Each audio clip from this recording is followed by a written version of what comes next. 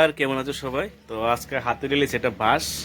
কারণ হয়েছে বাস লওয়ার কারণ হয়েছে আজকে সকাল থেকে কিন্তু ওয়েদারটা একটু মেঘলা মেঘলা ভাব, বুঝছো নি? তো সেরকম রৌদ্র নাই, ডিমান্ড নাই। তো বাসটা লইছে কারণ একটাই, এই দেখতেছো আমার পেছনে গয়াম গাছ।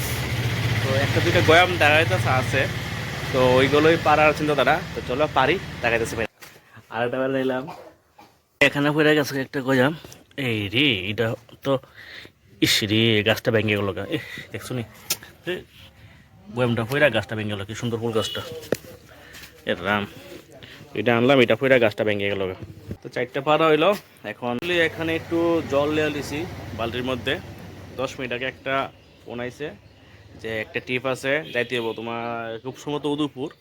তো যদি উদয়পুর যাম তাহলে তো অবশ্যই তোমাদের সঙ্গে ভিডিওটা শেয়ার করুম, মানে উদয়পুর যদি যাই থাকে মার মন্দিরটা।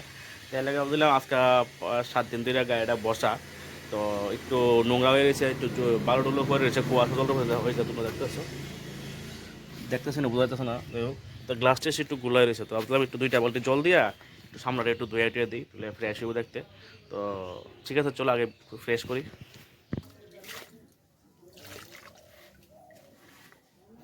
গামছা দিয়ে নিলাম, ভিজা গামছা দিয়ে পুরা গরম চালাবো।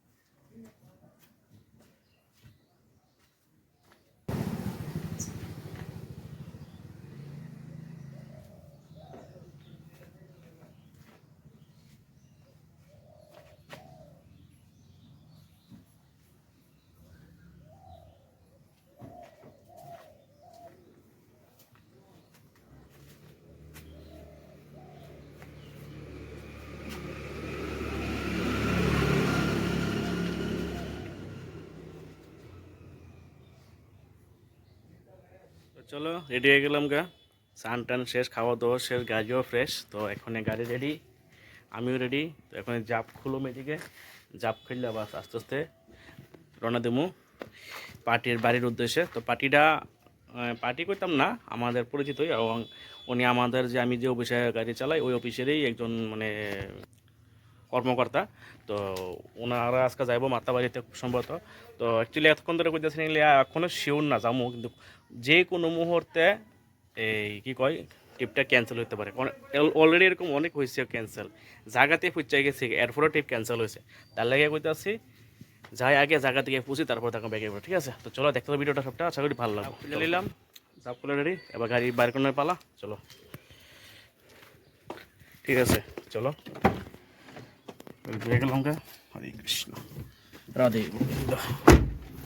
গায়ে ধুয়ে গেলাম, এই মুহূর্তে আয়া পৌঁছলাম, মানে যে জায়গা থেকে তারা উঠবো এই জায়গাতেই, এটা লোক এমবি টিলা। তো বিউর সামনে আমার পেছনে বিউসি আছে, ধরো না 50 মিটার গেলে বিউসিটা। তো বিউসির সামনে আসি, তো অ্যাকচুয়ালি এখান থেকে তারা যাইব। তো এক্স্যাক্টলি কোন ব্যাড আমি নিজে করতে পারতাম না এক্স্যাক্টলি। তো আমি অপেক্ষা করতে তারা ফোন করি, দেখি কী কই। ঠিক আছে, তো চলো। তো ফোন করছি, দেখা হয়েছে, কথা হয়েছে, আইতে আছে কিছুক্ষণের মধ্যে তারা রেডি। তো আমি ততক্ষণে কী করবো, বই একটু মোবাইল টোবাইল টিভি। ঠিক আছে না, তো বাকি কথা ওইখানে গিয়ে হইব, চলো। এই মুহূর্তে পুচ্ছা গেলাম গা মাতাবাড়িতে, আর দাদা তারা নিয়ে আই পড়লাম মিঠনদার দোকানে। আমি যখনই যাই মিঠনদার দোকানে যাই, মিঠনদার ভালো লাগে আমার, মিঠনদার ব্যবহার খুব সুন্দর, খুব ভালো। এবং মিঠনদাও প্রায় সময় ফোন টোন করে, কি মনে আছে কি আসে বিষয়। তো যখনই যাই মা মন্দিরে গেলে এই দাদার দোকানে নিয়ে যায়। তো চলো আমরা এখন মার আরতিটা উপভোগ করি, চলো সবাই মিলে।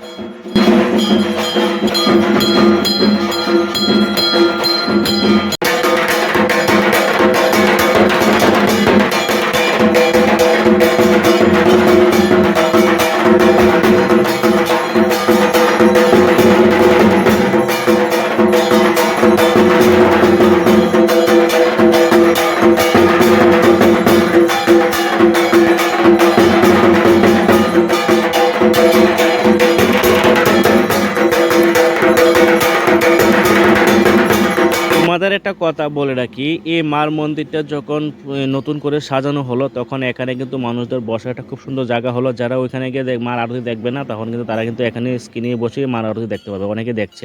তারপর দেখো খুব সুন্দর করে মার মন্দিরটা খুব সুন্দর উপরটা সাজানো হলো, ফুল বাগান করে একটা সুন্দর একটা গার্ডেন হয়ে গেলো। আর ঠিক মার মন্দির পেছনে একটা সুন্দর করে দেখো জবা ফুলের বাগান করে গেলো, মার পছন্দ হলো, খুব সুন্দর, এখানে কলবে ছাড়া খুব মনে হবে। তারপর চলে গেলাম আমরা, দাদা ফোন করলো যে এখানে চলো কিছুটা টিফিন কিনে, যত বেজে গেছে প্রায় 8টার মতন।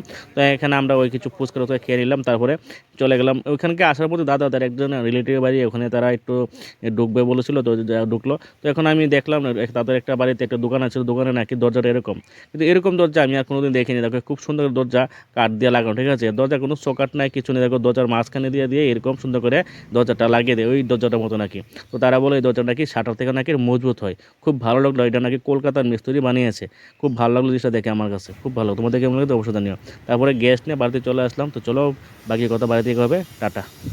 এইমাত্র গড়াইয়ে পুষলাম, গ্যাস টেস ঢুকাইয়া দেখছোই। আর এখনও গড়াই দিয়ে খুব সুন্দর একটা রান্না হয়েছে। রান্নাটা বলতে আমার অনেক খিদা নাই, ওই মাথা ওই যে গেছি দাদার সঙ্গে, দাদারা খাওয়া হয়েছে, দই ফুচকা খাওয়া হয়েছে, আইসক্রিম খাওয়া হয়েছে, তারপর আবার উদয়পুর অভিনন্দন থেকে দই খাওয়া হয়েছে। তো ওইগুলা খাইছে, পেটে একটু বড় হয়। এখন ভাই যে রাত্র পাই 11টা 10, আর এখন দেখো কি নিয়ে এসে, দেখো দেখাই, এই দেখো ভাত নিয়ে এসে, এই দেখতো শুনি, এই দেখো এটা হয়েছে কাঁচা টমেটো সিদ্ধ করে ভর্তা করছে। আমার এটা খুব ভালো লাগে খাইতে, এটা দেখামু। আর ছুটকি দাঁড়িয়ে খাইতাম না ওখানে, রেখে দেবো ছুটকি দাঁড়িয়ে খাইতাম না, শোলা খাম, যদি শোলা খাইলাম না। এটা এখন খাওয়ানো একটু মুড নাই, ওই ভর্তাটা খেলাম। তো এই এখন ভর্তাটা খামু, ঠিক আছে। তো চলো, তো আজকের ভিডিওটি এখানে শেষ করতেছি। সবাই ভালো থাকো, সুস্থ থাকো, পরিবারের খেয়াল রাখো। তো টাটা, বাই বাই।